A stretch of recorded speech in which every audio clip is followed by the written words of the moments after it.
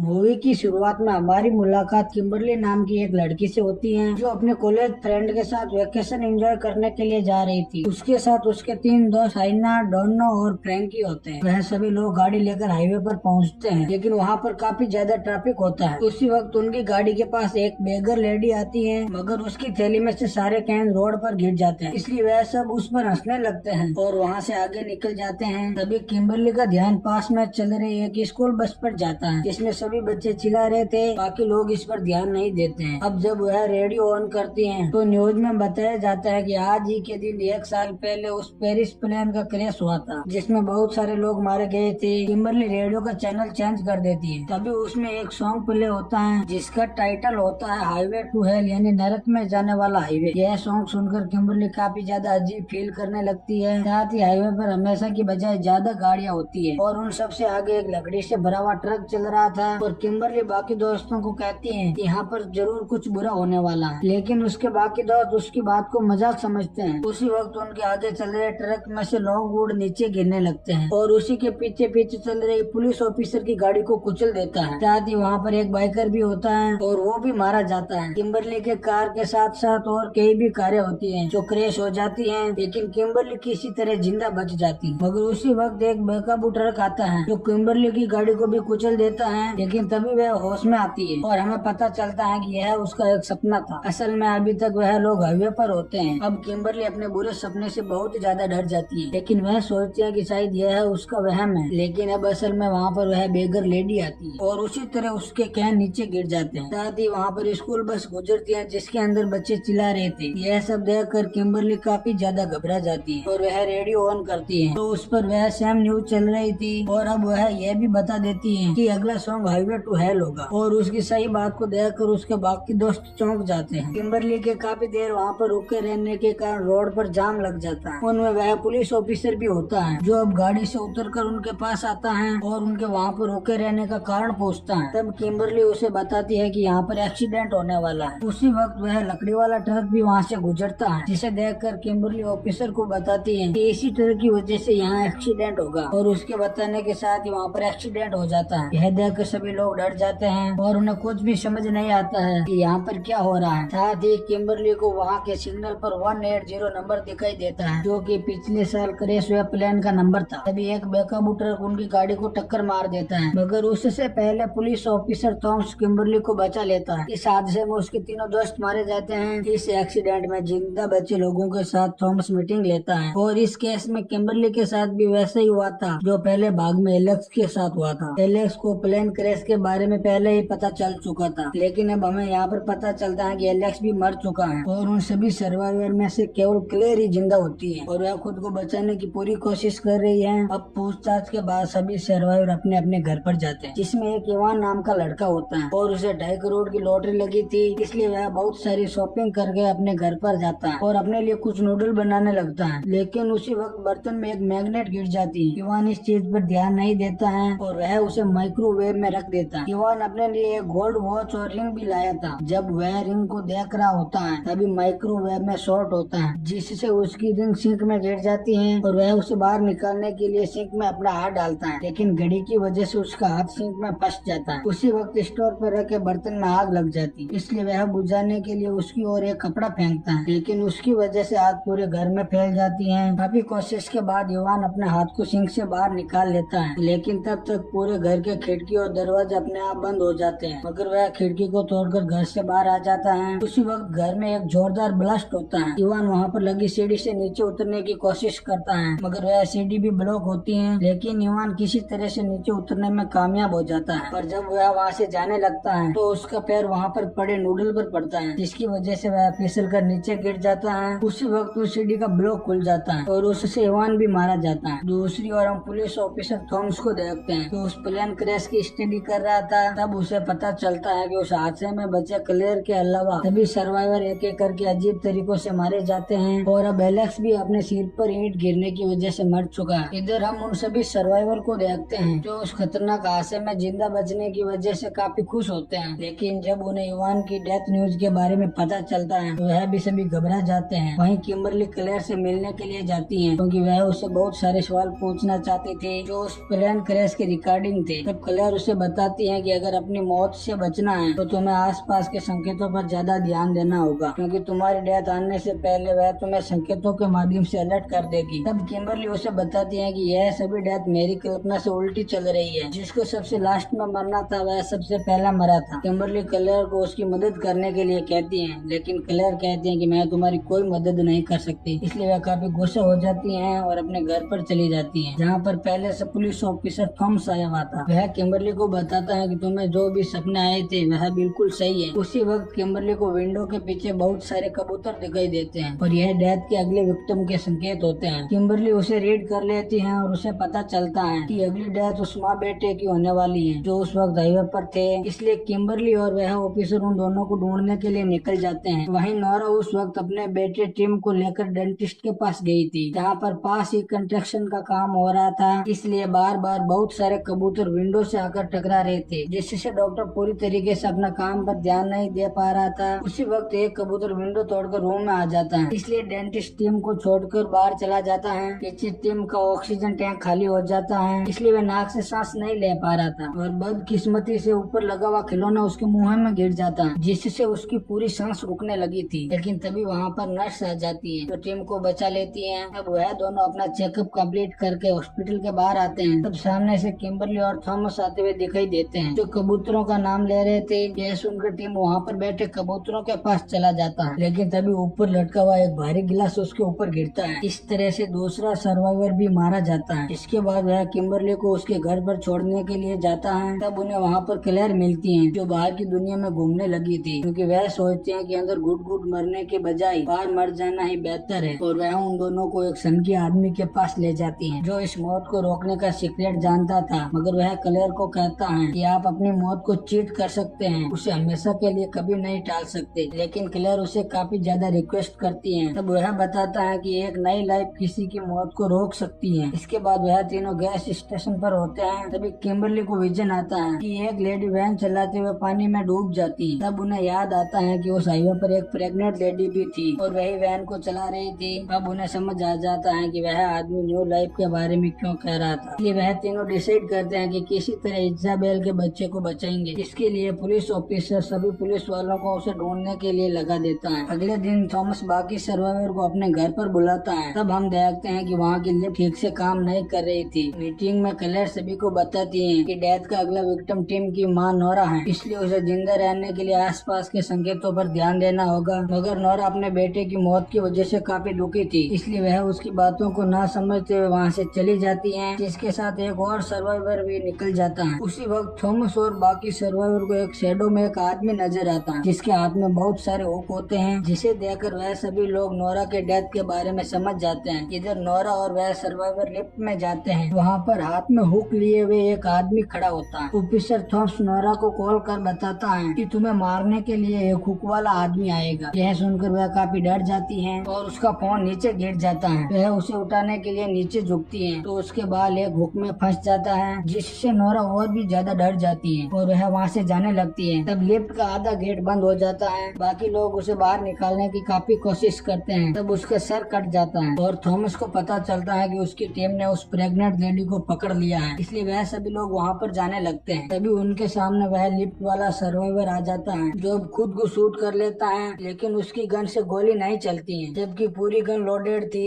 इसका मतलब कोई भी सर्वाइवर अपने डेथ के समय से पहले नहीं मर सकता है। तब थॉमस और बाकी लोग पुलिस स्टेशन की ओर निकल जाते हैं। वहीं दूसरी ओर उस लेडी को स्टेशन में दर्द होने लगता है, इसलिए एक ऑफिसर उसे वैन में बिठाकर हॉस्पिटल की ओर निकल जाता है। वहीं थॉमस और बाकी लोग बातें करते हुए जा रहे होते हैं। तभी उनकी गाड़ी का एक टायर फट जाता है, जिस वजह से उनका बैलेंस बिगड़ जाता है और उनके सामने से वह वैन आ रही थी, लेकिन उनकी गाड़ी एक फोर में जाकर क्रैश हो जाती है। मगर यहाँ पर वह सभी जिंदा बच जाते हैं। इधर इजाबेल को ज्यादा दिक्कत हो रही थी, इसलिए वह ऑफिसर बिना रोके हुए हॉस्पिटल की ओर निकल जाता है। थॉमस की गाड़ी के पास एक रेस्क्यू टीम आती है, जो उन सभी को बाहर निकाल लेते हैं। तभी एक लड़की सीट पर फंस जाती है। अब वहाँ पर कुछ रिपोर्टर भी आ जाते हैं। उनकी गाड़ी का टैंक फूट जाता है और उसका फ्यूल एक पाइप में बहने लगता है, लेकिन कोई भी इस चीज का ध्यान नहीं देता है। अब उस लड़की को बाहर निकालने के लिए एक वर्कर गाड़ी को काटने लगता है, लेकिन तभी उसका एयर बैग खुलता है, जिसकी वजह से वह लड़की भी मारी जाती है। उसके हाथ में एक सिगरेट होती है, जिससे वह हवा में उड़कर उस पाइप में आग लग जाती है और उस गाड़ी में जोरदार ब्लास्ट होता है। है, जिससे एक वायर बड़ी तेजी से दूसरी ओर जाता है, जिससे एक सर्वाइवर बीच में से कटकर मारा जाता है। इसके बाद वह तीनों सर्वाइवर गाड़ी लेकर हॉस्पिटल की ओर निकल जाते हैं और उसी वक्त किम्बरली को फिर से विजन आने लगते हैं, जिसमें उसे एक डॉक्टर इजाबेल को मारते हुए दिखाई देती है। इसलिए वह जल्दी से हॉस्पिटल पहुंचकर इजाबेल के पास चले जाते हैं। वहीं पर एक और सर्वाइवर एडमिट होता है जो डेथ का अगला विक्टिम होता है। अब उस रूम में एक गैस लीकेज होने लगती है। इधर इजाबेल सफलतापूर्वक अपने बच्चे को जन्म दे देती है। इस बात से वह तीनों बहुत ही ज्यादा खुश होते हैं, क्योंकि एक न्यू लाइफ आने से उन लोगों की जान बच गई थी। उसी वक्त किम्बरली को फिर से विजन आता है, जिसमें उसे पता चलता है कि असल में इजाबेल मरने ही वाली नहीं थी। इसका मतलब अभी तक उनकी डेथ स्किप नहीं हुई थी। इसलिए क्लेयर उस एडमिट सर्वाइवर को देखने के लिए जाती है और जैसे ही रूम में एंटर करती है तो उसमें से एक बहुत ही तेज धमाका होता है, जिसमें क्लेयर और वह सर्वाइवर दोनों मारे जाते हैं। इस बात से किम्बरली समझ जाती है कि उसे बार बार विजन में जो मरते हुए दिखाई दे रही थी वह कोई और नहीं बल्कि खुद ही थी। इसलिए वह अब उसी वैन को लेकर तालाब में छलांग लगा देती है। हम उसे बचाने की कोशिश करता है, तब तक उसकी सांस रुक जाती है। मगर अगले ही पल में हम देखते हैं कि किम्बरली हॉस्पिटल में एडमिट होती है। उसके पास में वह थॉमस और नर्स होती हैं, जिसने उसको विजन में देखा था। किम्बरली अभी तक जिंदा होती है और उसे होश आ जाता है, जिससे वह दोनों काफी खुश होते हैं, क्योंकि यहाँ पर न्यू लाइफ का मतलब किसी की जान बचाना से था, न कि किसी के जन्म से। थॉमस ने किम्बरली की जान बचाई थी, इसलिए अब वह दोनों सेफ थे। अब स्टोरी में कुछ दिनों के बाद का सीन देखते हैं, जहाँ पर किम्बरली और थॉमस अपनी फैमिली के साथ खाना खा रहे थे। जहाँ पर उन्हें पता चलता है कि उस एक्सीडेंट के वक्त एक सर्वाइवर ने उसके बच्चे की जान बचाई थी। इस बात से वह दोनों घबरा जाते हैं, क्योंकि अब डेथ का बैलेंस फिर से बिगड़ गया था। तभी वहाँ पर एक ब्लास्ट होता है और वह बच्चा भी मारा जाता है। इसी के साथ यह मूवी यहीं पर समाप्त हो जाती है। दोस्तों, अगर वीडियो पसंद आए तो वीडियो को लाइक करें। अगर आप हमारे चैनल पर पहली बार आए हो तो ऐसे ही वीडियो देखने के लिए हमारे चैनल को सब्सक्राइब करें। वीडियो पूरा देखने के लिए बहुत बहुत धन्यवाद।